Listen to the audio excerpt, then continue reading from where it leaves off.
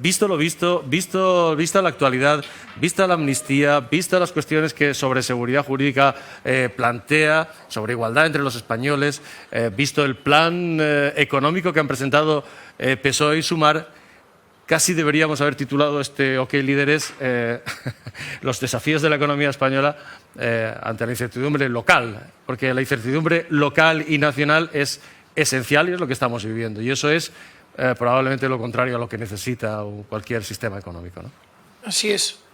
De hecho, bueno, el acuerdo entre PSOE y Sumar que dio mucho que hablar últimamente, ¿no? Han salido muchos titulares y yo creo que el principal es el de la prohibición de los vuelos. Yo creo que eso es uno de los puntos que más llamó la atención. Pero es que hay infinitos puntos y cada uno de ellos es una debacle para la estructura económica macro de España. Luego, si te parece, iremos a la cuestión de ese pacto que ha puesto el grito, que ha levantado ampollas en el mundo económico y social. Ayer escuchábamos precisamente a Josu Jon Imaz, consejero delegado de Repsol, pues advertir que probablemente Repsol, una empresa como Repsol, empresa señera de España como Repsol, puede pensar en invertir en el extranjero. Pero asunto nuclear, la amnistía genera inseguridad jurídica. Por supuesto. La amnistía es en sí una perversión de todo el sistema jurídico nacional.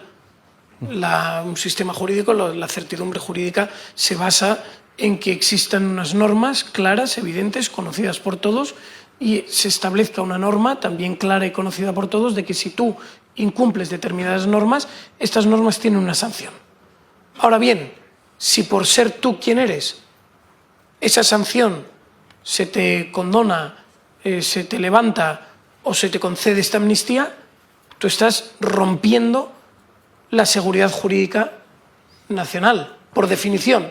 Y además, si esta ruptura se lleva a cabo en favor de los políticos separatistas o políticos socialistas, recordemos que se les va a conceder el indulto a los expresidentes de la Junta de Andalucía, sí, que gestionaron el robo de 680 millones o 800 millones de euros en el caso de los ERE de Andalucía.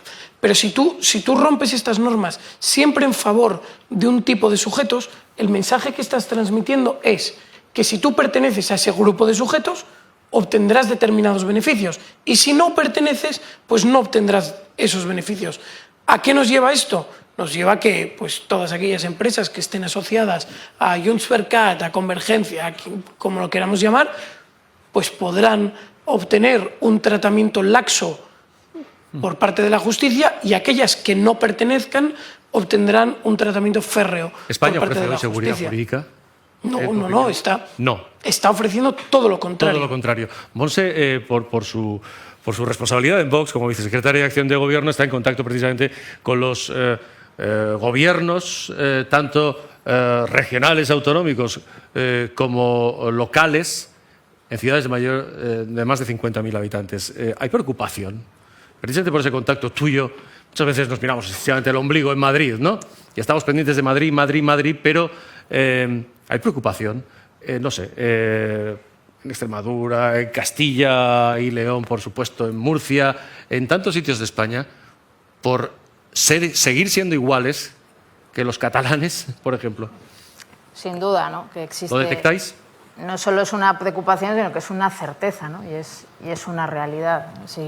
Si nos remitimos a los datos del golpe en Cataluña, desde que se produce, más de 4.500 empresas salieron y no han vuelto de allí, ¿no? Si ahora nos enfrentamos a una situación como la de la ley de amnistía, en donde se cambian las reglas del juego arbitrariamente, en donde lo que nos quieren hacer creer que lo que pasó nunca pasó, pues ese es el principal ingrediente para una huida del dinero, del capital, del inversor, del empresario, ¿no? Por tanto, es algo que sí que está sobre la mesa de las principales preocupaciones de esos gobiernos, que además son muy conscientes de que su futuro, de que la recuperación económica de esas regiones, que en buena medida vienen de una herencia socialista y están absolutamente arruinadas, pues pasa por ser capaces de volver a traer esas inversiones, de volver a captar capital y les preocupa enormemente esa inseguridad que viene desde el Gobierno central, que ahora mismo es el principal factor de inseguridad para España, ¿no? Claro, el Gobierno central es duro, parece dicho así, pero es duro. El Gobierno de una nación sea el principal factor de inseguridad en un país. ¿No? Porque la queja, por ejemplo, de Repsol, como de tantas empresas, y luego, insisto, iremos a lo de la reducción de jornada laboral también, pero es, digamos, esta especie de capricho impositivo, ¿no? Quiero decir, uno se levanta por las mañanas y no sabemos si Sánchez y Yolanda Díaz pues se han inventado nuevos impuestos o mantienen los que hay, José María. Y claro, Repsol lo que dice es, oiga, o nos garantizan estabilidad, seguridad, certeza, o tendremos que pensar en irnos a otro sitio. Por ejemplo, Repsol y tantas. Hay varios, bueno, Ferrovial. Ferrovial ya lo hizo. Hemos tenido un ejemplo hace poco. ¿Teméis que vaya a haber más? Bueno, si el Gobierno sigue en esta dirección, lo natural será que haya más casos como ese. Pero esto es muy interesante. En términos macro, todos sabemos que un país vive de la producción neta del país, pero también vive del capital que es capaz de captar desde el exterior. Y ese es un elemento esencial, y Europa tradicionalmente ha sido importadora de capital extranjero, ha sido foco de inversiones extranjeras. Y la clave para obtener esta ventaja competitiva a nivel global era básicamente la certidumbre jurídica, es decir, todo el mundo sabía que si tú hacías negocios en Europa con carácter general en un lugar cierto en el cual la evolución al medio y largo plazo era bastante previsible, de tal forma que tú instalabas tu empresa en Europa y sabías cuáles eran tus planes a 20 años. Sabías que si tú hacías inversiones a largo plazo tenías muchos años para amortizarlas, por lo tanto tus precios de salida iban a ser competitivos. ¿Qué sucede cuando nos encontramos en una situación como la actual, en la que hay una grandísima incertidumbre, no solo fiscal, que es probablemente la más evidente? O sea, me invento un impuesto ahora a la energía, luego a la banca, luego a la generación, luego uno lo recojo y lo quito. ¿Qué sucede con eso? Sucede que aquellos que vienen a invertir en tu país no pueden hacer planes a largo plazo, porque el escenario cambia cada 10 días. De tal forma que los planes se tienen que hacer en el corto plazo. ¿Qué implica esto? Que tus plazos de amortización son mucho más breves. ¿Qué implica? Que exiges un mayor rendimiento económico a la inversión que haces hoy para tratar de amortizarla en 10 días y, oye, y que al día 1/10, si viene una debacle política, yo esto ya lo tengo todo amortizado. ¿Eso dónde sucede? Tradicionalmente en Iberoamérica. Iberoamérica se ha visto afectada por los gobiernos socialcomunistas que ha padecido en muchísimos de estos países. ¿Qué sucede con ello? Que las inversiones que se llevaban a cabo eran a corto plazo, no ofrecen robustez y solidez al país. No es una empresa que se instala en el país y genera miles de puestos de empleo durante miles de años. No, es una empresa que llega, extrae lo que necesita y se va. Y eso es a lo que España se enfrenta. Ese es el riesgo que España está asumiendo por la política económica que estamos llevando a cabo. ¿Qué impuestos para Vox? Hablaba Santiago Abascal del expolio fiscal que sufren los españoles. Hablamos de las empresas, pero hablamos, por supuesto, de los ciudadanos y de las familias. Para Vox, ¿qué impuestos sobran? Bueno, sobran muchos impuestos, muchísimos, porque sobra mucho gasto. Y sobra mucho gasto, eso por un lado. Por otro lado, sobra muchísima complejidad. La complejidad fiscal en España es terrible. Terrible. Una empresa, una pyme de 5 empleados necesita sí o sí tener una gestoría, probablemente un asesor fiscal y probablemente un asesor de la Seguridad Social con el cual llevar todas las gestiones burocráticas que necesita. Estos son, en definitiva, gastos que lastran la eficiencia. Pero también tenemos que entender la situación macro en España. Y perdón porque aquí voy a meter una cuña. Y es que si analizamos unos datos de 2017 a 2023, 2017 precrisis del 2008, del 2007, perdón, 2007-2023, 15 años aproximadamente. El PIB real, es decir, extrayéndole la inflación, se ha incrementado en tan solo un 9%. Un 9% en 15 años. Es lamentable. Y en esta situación, la participación del sector primario ha caído un 7%, la participación de la industria ha caído un 8%, el consumo, que es un clásico indicador, se mantiene estancado. ¿Quién ha aumentado? El sector público, que ha crecido un 17,9%. Entonces, si analizamos la economía de España en el año 2023 con la economía en España del año 2007, la situación está prácticamente igual, con un sector público mucho más dilatado, con un sector industrial más raquítico y con un sector primario también más raquítico. Y ante esta situación, el Gobierno está adoptando todas las medidas que en cualquier tratado de teoría económica, desrecomendarían. Están haciendo exactamente todo lo contrario. Subida de impuestos, subida de tipos de interés, una política fiscal totalmente confiscatoria, una política monetaria expansiva en algunas cuestiones porque se dedican a inflar la economía mediante subvenciones, pero por otro lado restrictiva en términos monetarios. Ya saben, están subiendo los tipos de interés y al final el cóctel de todas estas medidas lo que está haciendo es incentivar y acentuar esta situación de decrecimiento económico. Claro, ¿es viable un país que paga más sueldos públicos que salarios privados? Evidentemente no. Y eso tiene que ver, por ejemplo, te pregunto, Monse, tú que estás con esa visión más autonómica y local, ¿tiene que ver con una estructura del Estado autonómica, local, excesiva? ¿Qué os habéis encontrado? Porque José María hace digamos, la radiografía de la España general, pero ¿qué os habéis encontrado en estos gobiernos autonómicos o locales que habéis heredado de gobiernos de izquierda? Esto que nos hemos encontrado son números rojos. Números rojos. Números rojos. Yo creo que la izquierda debería reivindicar para sí realmente el origen del término números rojos, porque realmente son muy rojos. Lo que nos hemos encontrado en la mayor parte de los gobiernos. Que diría Milei. Sí. Ahora que están cumpliendo, salvo Castilla y León, que lleva ya, por supuesto, más tiempo, pero estábamos cumpliendo 100 días en casi todos ellos. Lo que nos estamos encontrando es que no hemos empezado de cero, ni mucho menos, ¿no? Nos hemos encontrado que el coche no tenía ruedas, que no teníamos motor, hemos tenido que arrancar de números negativos y con unos agujeros económicos, unos cráteres que en algunos casos dejan ver el abismo, ¿no? Ahora a la hora ¿Facturas sin pagar? Para empezar por ahí, facturas sin pagar. ¿Metidas en los cajones? Metidas en los enriquecimientos ilícitos. Números irán saliendo porque se están llevando a cabo, de hecho en los pactos de gobierno, en muchos de ellos se incluyó el llevar a cabo auditorías en previsión de lo que nos íbamos a encontrar y efectivamente lo que va a ir saliendo va a ser en algunos casos de auténtico escándalo, o sea, de irregularidades manifiestas que además habrá que denunciar. Compromisos de pago, por ejemplo, con determinados sectores que no están presupuestados, sí, y que, si me permite la expresión, el nuevo gobierno se los come. Claro, porque claro, no están presupuestados. Por eso digo que no partimos de cero. Ahora, en el momento de hacer los presupuestos, partidas más que significativas, bueno, por un lado, el incremento de los intereses de la deuda, que obviamente la deuda que nos han dejado con el aumento de los costes de los intereses, en algunos casos ya, bueno, pues se amortizan o te quitan una parte muy importante del presupuesto, ¿no? Por ejemplo, en Valencia nos hemos encontrado con un incremento del 80% del gasto público en estos 4 años.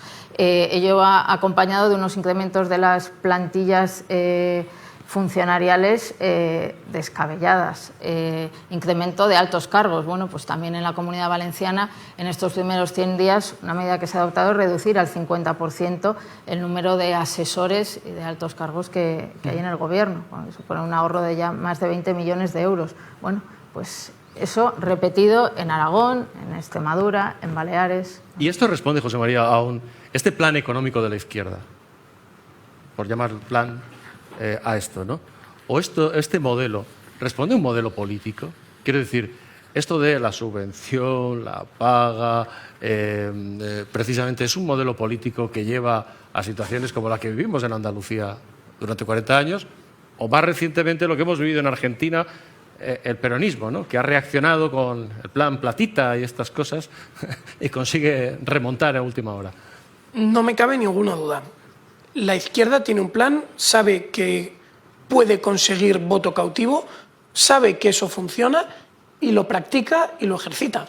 De hecho, la sentencia de los ERE de Andalucía dice literalmente que el dinero sustraído de la administración pública sirvió para crear una red clientelar que permitió al gobierno mantenerse en el poder. Y esto lo dice una sentencia judicial, literalmente. Entonces, si esto lo hicieron con dinero robado, ¿qué no estarán dispuestos a hacer con dinero legalmente gastado, aunque ilegítimamente gastado? Entonces, vemos que la financiación a los sindicatos sirve para captar voto en favor del Partido Socialista. Lo hemos visto, bueno, en Castilla y León, que con una levísima reducción de las subvenciones a los sindicatos, de repente unos seres terribles, echando gente a la calle, porque tienen unas estructuras infladas de forma artificial con el presupuesto público, cuyo objetivo es coadyuvar en la victoria del Partido Socialista. No es más. Entonces, sí, sin duda hay un plan socialista que lo que pretende es, aceptando un empobrecimiento de la sociedad, ligar las pagas sociales, los bonos o cualquier tipo de subvención al gobierno socialista. Sistema clientelar. Claro, los perceptores relacionan la subvención al PSOE y ¿qué hacen? Porque habéis encontrado, por ejemplo, decías tú, incremento de las contrataciones, de la administración, subvenciones, imagino, a todo tipo de organizaciones. Eso es, ¿no? Te hacen absolutamente dependiente a esa población al final de esa paga, de ese puesto funcionarial, ¿no? Y eso acompañado además con otro patrón que se repite, que es la inversión en su adoctrinamiento ideológico, que al final es el que también les va a dar una garantía de futuro para perpetuarse también en el poder, ¿no? Y ahorrando en esto, habría mucho más dinero, porque dice, bueno, esto al final nada, son 4 euros. No, esto es terrible. No son 4 euros, porque no es solo el gasto directo que se emplea en este tipo de subvenciones, que es muchísimo más de lo que imaginamos. Muchísimo más. Tanto es así que ese gasto es a día de hoy casi imposible de rastrear, y lo hacen de forma intencionada. UGT y comisiones obreras tienen 17 CIFs en cada provincia. O sea, existe UGT Metal, UGT Industria, UGT, de tal forma que las subvenciones se reparten entre tantísimos perceptores, que al final son uno mismo. Entonces, el importe gastado de forma directa es terrible, pero el lastre que supone para la eficiencia económica es todavía superior. Es decir, que si tú eliminas este gasto directo, no solo te ahorras ese dinero, sino que además dinamizarías la economía de tal forma, empezaría a funcionar de forma natural, en realidad, de tal manera que obtendrías un beneficio superior y el PIB crecería en el momento en el que desatenazas. Un poco la sensación de cuando pedaleas con una bicicleta frenada. En el momento en el que de repente retiras el freno, da la sensación de que aquello circula que da gusto. La bicicleta se acelera. Claro, todo esto además es gasto estructural. La deuda va aumentando, aumenta el déficit. Pero hemos hablado, digamos, de los condicionamientos locales, ¿no? Pero este foro tiene que ver con los condicionamientos globales. La guerra de Ucrania, ahora la guerra entre Israel y Hamás, posible conflicto regional a gran escala en Oriente Próximo. Yo te pregunto, y algo ha apuntado Santiago Abascal, España y Europa han descubierto de repente, aunque algunos llevaban tiempo diciéndolo, que estamos desnudos energéticamente, productivamente también, pero desnudos energéticamente y además ante países que son adversarios estratégicos, contrarios a nuestros valores occidentales, además. Lo estamos, totalmente. Y la cuestión va más, porque, mira, hay unas cifras que son bastante interesantes. El gobierno tiene un plan, ¿no? Y el plan del gobierno y Europa tiene un plan que empuja a la llamada electrificación de la economía. Es decir, la descarbonización, que también correlacionado. Dejar de utilizar combustibles fósiles. Bueno, España, hablo de España, España consume al año 300 teravatios hora en gasoil y gasolinas para el transporte, que es aproximadamente el doble que se utiliza para generar electricidad sin gas, que son unos 180 teravatios hora. Es decir, si quisiéramos eliminar todo el CO2 producido por el transporte en España, tendríamos casi que duplicar nuestra generación eléctrica. Esto es físicamente imposible en una España en la cual las energías renovables ya avanzan a toda la velocidad que pueden y aún así no son capaces de compensar los cierres de las centrales térmicas que se están produciendo, térmicas. Pero es que ahora Podemos y el PSOE han pactado el cierre de las nucleares. Tengan en cuenta que las nucleares generan el 20% de la energía eléctrica en España. Es decir, ese plan de descarbonización, que ya de por sí es imposible, va a ser todavía más imposible cuando eliminen las centrales nucleares. Y esto hablando de energía eléctrica. Es decir, nos va a hacer más dependientes de la importación de gas. del exterior, que ya es el principal elemento que se utiliza en España para generar energía eléctrica. Gas que ¿de dónde viene? Entre otros, de Rusia. Es decir, nos va a hacer más dependientes de Rusia, el plan del gobierno. Pero es que, otra de las cuestiones, Ucrania es uno de los mayores importadores mundiales de cereales y España era en gran medida importador de cereales de Ucrania. Los cereales no solo tienen impacto en la alimentación humana, también en la alimentación animal, porque son uno de los elementos que se utilizan para producir piensos. Bueno, pues España, en lugar de girar su enfoque y decir, oye, España puede convertirse en el granero de Europa. Ya lo éramos y dejamos de serlo voluntariamente. España podría ser la huerta de Europa. Santiago lo ha dicho antes, en Murcia, en todo el Alicante, una interconexión. Bueno, pues España, en lugar de hacer eso, que sería, si España fuese una empresa, estratégicamente sería una buena estrategia, un buen enfoque, pues no.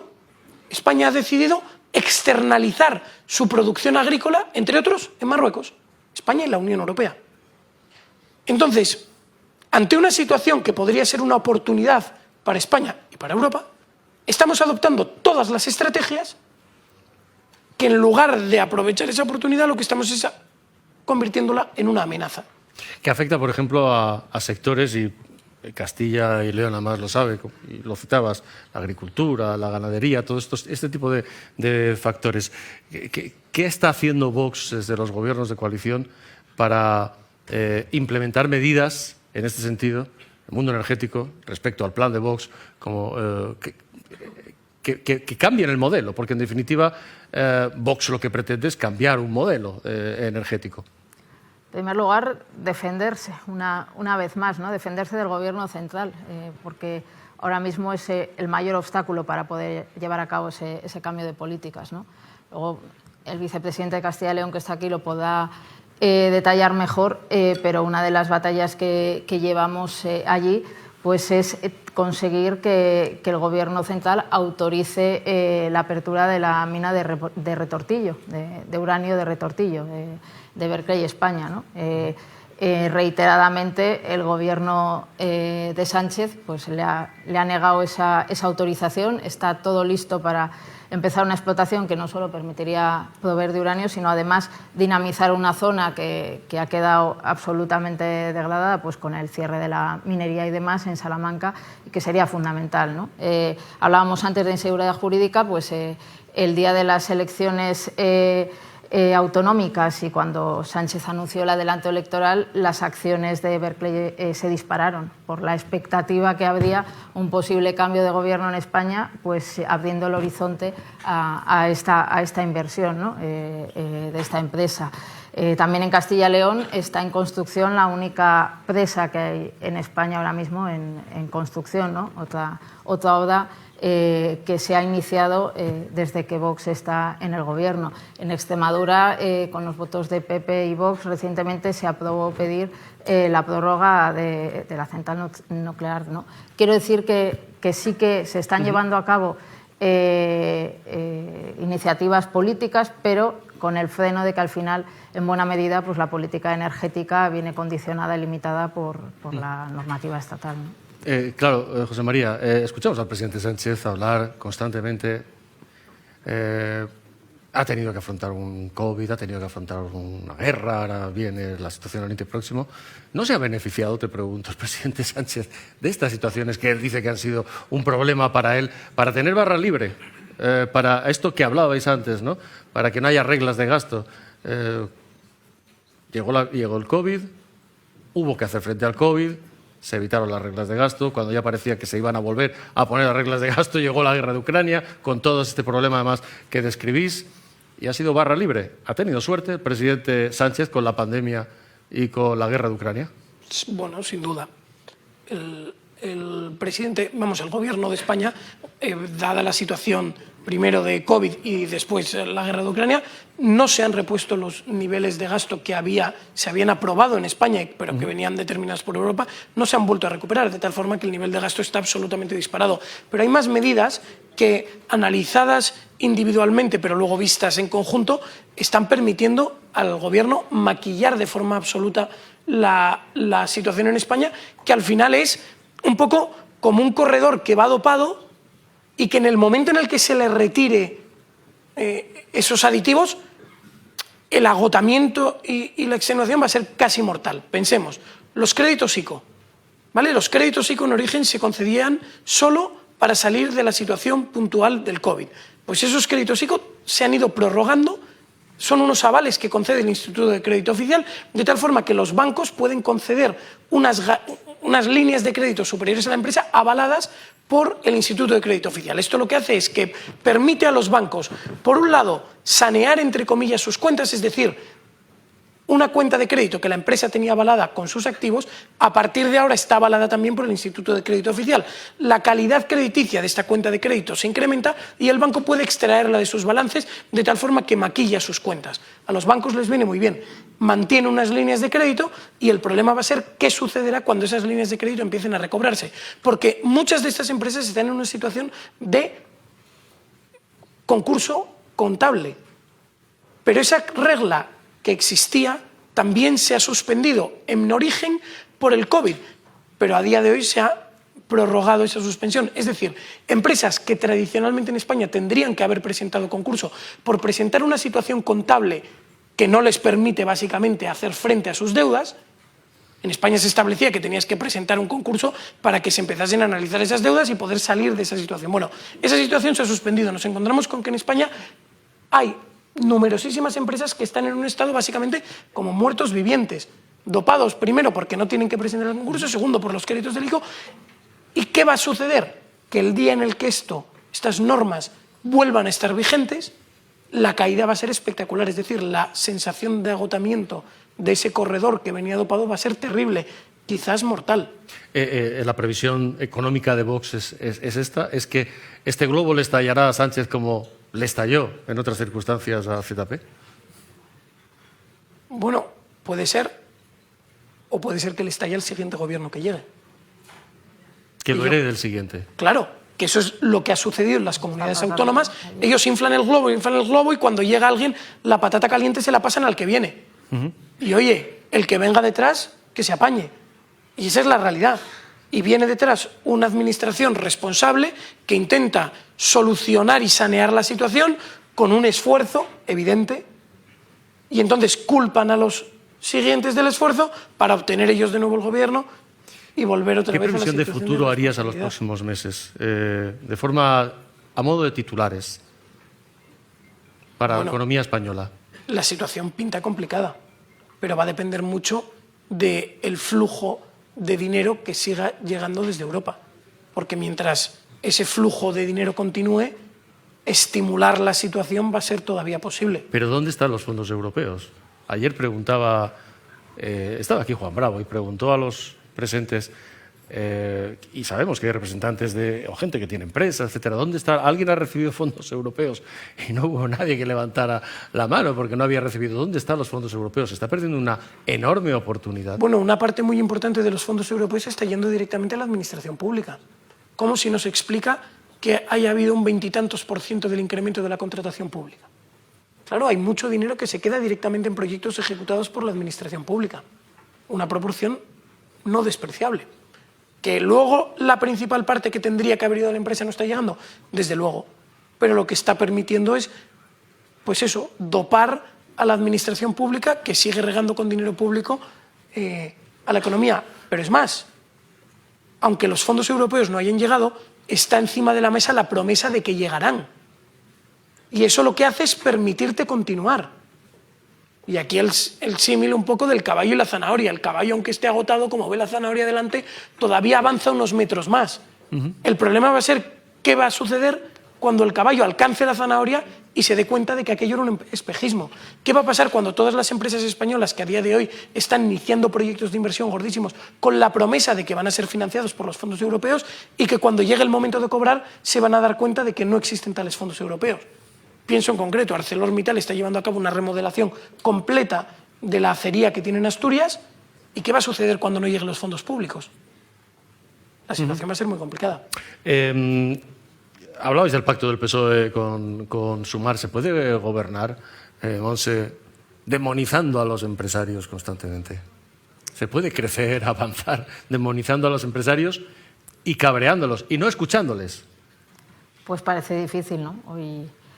Hoy es portada, ¿no?, en un periódico nacional, precisamente las advertencias del capital y de la empresa, ¿no?, a que esa falta de estabilidad regulatoria en España y de seguridad jurídica puede hacer a importantes inversores o pues, grandes fondos, estamos hablando de un fondo de Estados Unidos, ¿no?, de Capital Group, que decidan no venirse a España.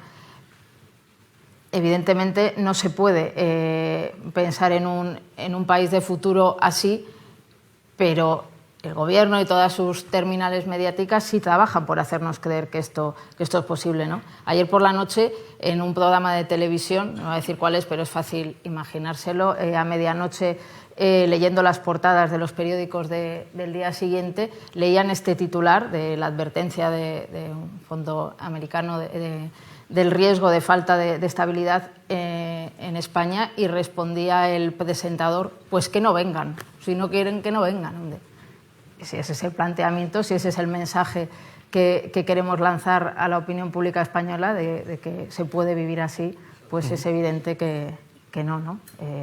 Ni con un país en donde los pactos de gobierno entre dos partidos que van a seguir en el gobierno se basan en reducir las horas de trabajo, en anunciar que va a ser la legislatura de no trabajar, porque es directamente lo que nos han prometido, ¿no?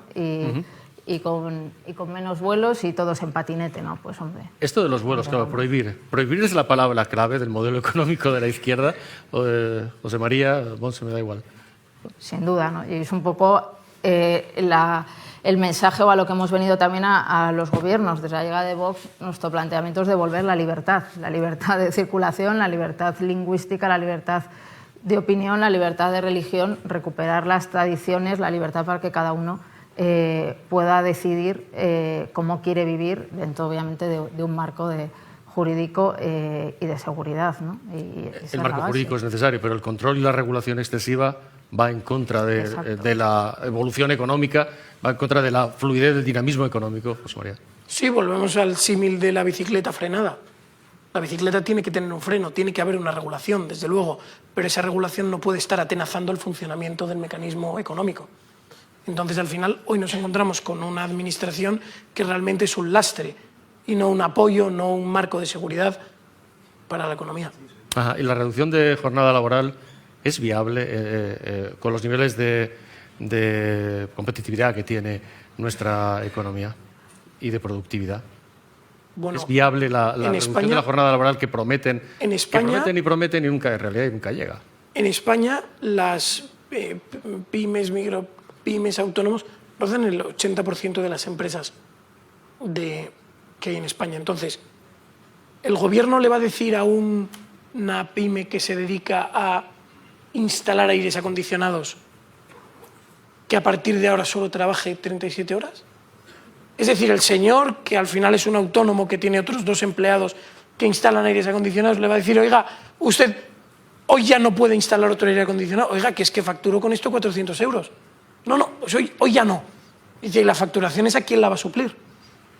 Porque claro, todo está muy bien pensando en aquel que trabaja en una gran empresa, en aquel que trabaja, que es funcionario. Claro, llega la hora y él puede caérsele el bolígrafo. Pero eso para la empresa tiene un impacto. Y eso para las pymes y los autónomos tiene un impacto. Los taxistas. Un taxista que trabaja aproximadamente 14 horas, 12 horas al día, ¿le van a decir que deje de trabajar? ¿Y con qué pago la hipoteca? ¿Y con qué pago la alimentación de mis hijos, los colegios? No tiene ningún sentido. Demuestra que el gobierno vive fuera de la realidad. Y regulan y legislan como alguien que vive fuera de la realidad. Por lo tanto, la legislación no se adapta a la realidad. Ayer preguntaba Patricia, nuestra compañera Patricia Sanz, y preguntaba, bueno, a modo de resumen, ¿qué creéis que hace falta?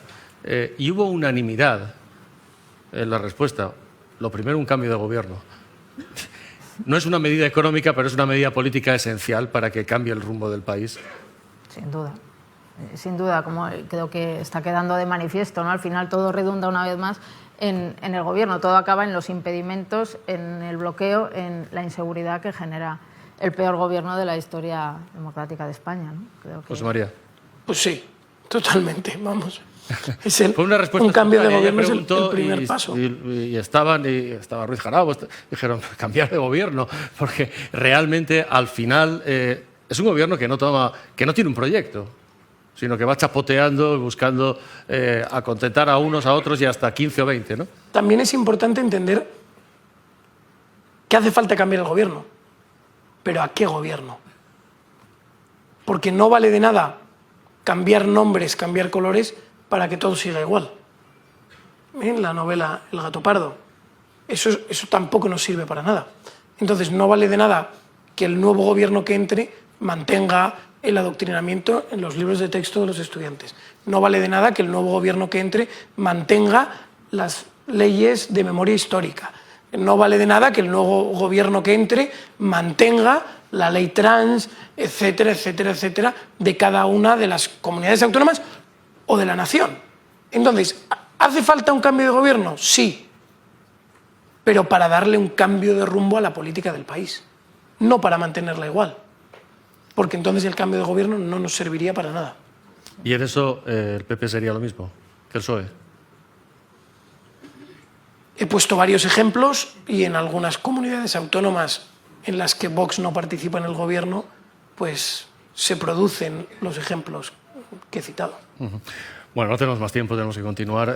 José María Figaredo y Montse Lluís, gracias por habernos acompañado, gracias por diseccionar desde el punto de vista de Vox cuál es la situación económica actual de un país que tiene un modelo económico de izquierdas, pero que es en realidad la tapadera de un modelo clientelar político para perpetuarse en el poder, y las soluciones que propone Vox, que no son las alternativas que podrían ser con otros partidos, y lo dejamos aquí, sino un cambio radical que vaya más profundamente. ¿Eso es así? Así es. Sin duda. Gracias, José María. Gracias. Muchas gracias.